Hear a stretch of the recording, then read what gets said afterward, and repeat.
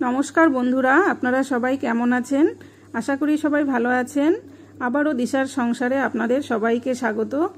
আজকে আমি আপনাদের সামনে করে দেখাবো পাবদা মাছের তেল ঝাল। তো পাবদা মাছের তেল ঝাল করার জন্য আমি ওইদিকে একটা ননস্টিকের প্যান বসিয়ে দিয়ে ওর মধ্যে তেল গরম হতে দিয়েছি। আর এখানে আমি 8টা পাবদা মাছ মিডিয়াম সাইজের ভালো করে ধুয়ে পরিষ্কার করে নিয়েছি। নিয়ে এখন এর মধ্যে নুন, হলুদ আর একটু সর্ষের তেল মেখে নেব। তো মেখে নিচ্ছি। এখানে সর্ষের তেলটা যে কোনো আঁশ ছাড়া মাছে মেখে নিলে কিন্তু মাছগুলো ফাটবে না। তো আমি ভেজে দেখলাম যে সত্যিই ফাটছে না। তো দেখুন, আপনারাও কিন্তু এভাবে একটু আঁশ ছাড়া মাছে সর্ষের তেল মেখে নেবেন, একদমই ফাটবে না। তো আমি মাছগুলো তেলে দিয়ে ভেজে নেব। ওদিকে মাছগুলো ভাজা হতে হতে আমি একটা মশলা এখানে করে নিচ্ছি। এখানে আমি আদা, পেঁয়াজ, রসুনের একটা পেস্ট বানিয়ে নিয়েছি। আর এদিকে এখন আমি মাছগুলোকে একটা চামচ দিয়ে আর একটা খুন্তি দিয়ে এভাবে উল্টে দিচ্ছি।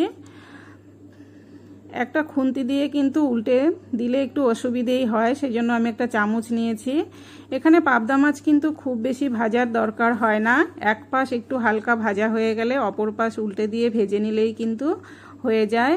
তো দেখুন, মাছগুলো আমার ভাজা হয়ে গেছে। আমি কিন্তু সব মাছগুলোকেই এভাবে একটু হালকা করে ভেজে নামিয়ে নিয়েছি। এখন আমি ওই তেলের মধ্যে দিয়ে দিলাম কালো জিরে আর দিয়েছি 2টো তেজপাতা। দিয়ে একটু নাড়াচাড়া করে এর মধ্যে আমি পেস্ট করে রাখা আদা, পেঁয়াজ, রসুন দিয়ে দিলাম। দিয়ে ভালো করে এভাবে নেড়েচেড়ে একটু ভেজে নেব। এই মশলা থেকে যতক্ষণ না কাঁচা গন্ধ চলে যাবে ততক্ষণ কিন্তু খুব ভালো করে ভাজতে হবে। এর মধ্যে দিয়ে দিলাম স্বাদ মতো নুন, হলুদ গুঁড়ো, একটু ঝাল লঙ্কার গুঁড়ো আর দিয়ে দিচ্ছি 1 চামচ মতো জিরে গুঁড়ো, ধনে গুঁড়ো দিয়ে আবারও আমি একটু ভালো করে নেড়েচেড়ে এভাবে মিশিয়ে নেব। পাবদা মাছ কিন্তু খুবই কম কাটা থাকে পাবদা মাছে, বাচ্চারা কিন্তু অনায়াসেই খেতে পারে। বাচ্চাদের পক্ষে খুবই একটা ভালো মাছ। বাচ্চারা তো কাটার জন্য খেতে পারে না, সেই জন্য এই পাবদা মাছ কিন্তু তারা খুব ভালো খাবে। তো এখানে আমি সব মশলাগুলো নেড়েচেড়ে এর মধ্যে আমি একটা টমেটো পেস্ট দিয়ে দিয়েছি। দিয়ে এখন বাটিটা ধুয়ে আর একটু জল দিয়ে দিলাম। দিয়ে খুব ভালো করে এখন আমি এই মশলাটাকে 7-8 মিনিট ধরে কিন্তু কষিয়ে নেব। যতক্ষণ না তেল ছেড়ে যাচ্ছে ততক্ষণ কিন্তু আমি মশলাটা খুব ভালো করে কষাবো। আমাদের ইলিশ মাছ যেরকম পছন্দ সেরকমই আরেকটি পছন্দের মাছ কিন্তু এই পাবদা মাছ। এই মাছ কিন্তু আমরা প্রত্যেকেই খুবই ভালোবাসি। তো দেখুন, এখানে আমি একটু কাশ্মীরি লঙ্কার গুঁড়োও দিয়ে দিলাম, এতে করে রঙটা খুব সুন্দর হবে। তো মশলাটা কিন্তু অনেকটাই আমার কষানো হয়ে গেছে। দেখুন, তেলটাও অনেকটা চিটচিট করে বেরোচ্ছে, এই যে ছেড়ে গেছে তেল। এখন আমি পরিমাণ মতো জল দিয়ে দিলাম। আমি এখানে জলটা খুব বেশি দেব না, যেহেতু ঝোলটা একটু মাখা মাখা হবে, একটু ঘন ঘন হবে, সেই জন্য জলের পরিমাণটা আমি এখানে একটু কমই দিয়েছি। তো ঝোলটা দেখুন ফুটে গেছে। এখন আমি ভেজে রাখা মাছগুলো এর মধ্যে দিয়ে দিলাম। দিয়ে আমি 3-4 মিনিট মতো ভালো করে একটু মাছগুলোর সাথে ঝোলটাকে ফুটিয়ে নেব।